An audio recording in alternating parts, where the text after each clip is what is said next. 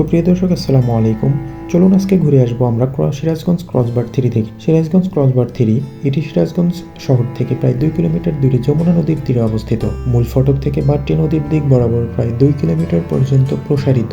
এছাড়াও আপনারা যদি গুগল ম্যাপে ক্রসবার 3 অথবা চায়নাবাদ লিখে সার্চ করেন তাহলে খুব সহজেই গুগল ম্যাপ ধরে চায়নাবাদে চলে আসতে পারবেন।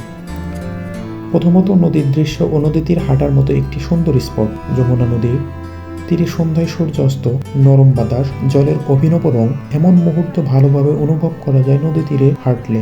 নদীর ধার বরাবর দিনক্ষণে হাওয়া বদলের দৃশ্যও চোখে লাগে। দ্বিতীয়ত, বায়ু টারবাইন। ক্রসবার 3 এলাকায় কিছু বায়ু টারবাইন রয়েছে যা এক ধরনের আধুনিক শিল্প ও প্রকৃতির মিলনবিন্দু সৃষ্টি করে। টারবাইনের পাশে দাঁড়িয়ে ছবি তুললে ভালো দৃশ্য পাওয়া যায়। এছাড়াও স্থানীয় জীবন ও সংস্কৃতি অনুভব করা যায়। মৎস্যজীবী, নৌকা চলাচল, কৃষিজীবীর কাজ, এসব দৃশ্য চোখে পড়ে নদীর বুকে। কাছাকাছি এলাকায় স্থানীয় খাদ্য বিক্রেতা, ক্ষুদ্র দোকান ইত্যাদি পাওয়া যায়। স্থানীয় স্বাদ গ্রহণ এবং সাংস্কৃতিক মিশ্রণ অনুভব করা যায় এখানে আসলে। এছাড়াও ছবি তোলার মতো সুন্দর একটি স্পট। সুন্দর দৃশ্য শুনে এখানে অনেকে আসে ফটোশুট করতে। বিশেষ করে ড্রোন দিয়ে ভিডিও করতে পারবেন এই সুন্দর স্পটটিতে। নিকটবর্তী আকর্ষণীয় স্থান ক্রসবার 3 এর কাছাকাছি কিছু দর্শনীয় জায়গায় রয়েছে যেগুলো একসাথে ঘুরে দেখতে পারবেন।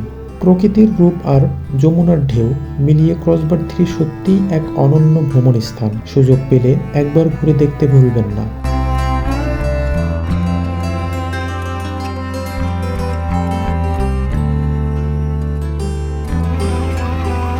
আমরা যখন যমুনার মাঝখানে ট্রলারে ভ্রমণ করছিলাম, হঠাৎ বাংলাদেশ সেনাবাহিনীর 3টি পিসবল আমাদের দিকে ধেয়ে আসছিল। ট্রলারের হেল্পার ছোট এক ছেলে সাহস দেখিয়ে ট্রলারের উপর উঠে দাঁড়ালো এবং হাত দিয়ে ইশারা করে তাদেরকে বলল তাদের বোট যেন তারা দূরে দিয়ে নিয়ে যায়। বোর্ডের ঢেউ এত বড় ছিল যে আমাদের ট্রলার ঝুঁকির মধ্যে পড়ল। এক মুহূর্তের জন্য মনে হলো দুর্ঘটনা ঘটতে পারে। তৎক্ষণাৎ ট্রলার বন্ধ করা হলো আর আমাদের সাথে থাকা 20 থেকে 30 জন যাত্রী সহ আমরা সবাই ভয়ে আতঙ্কিত হয়ে উঠলাম। যমুনার এই রোমাঞ্চকর মুহূর্ত সত্যিই মনে রাখার মতো অভিজ্ঞতা হয়ে গেল।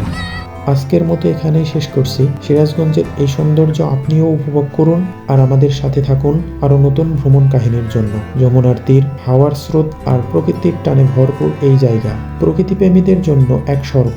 আবারও দেখা হবে নতুন ভ্রমণ গল্পে। আসসালামু আলাইকুম।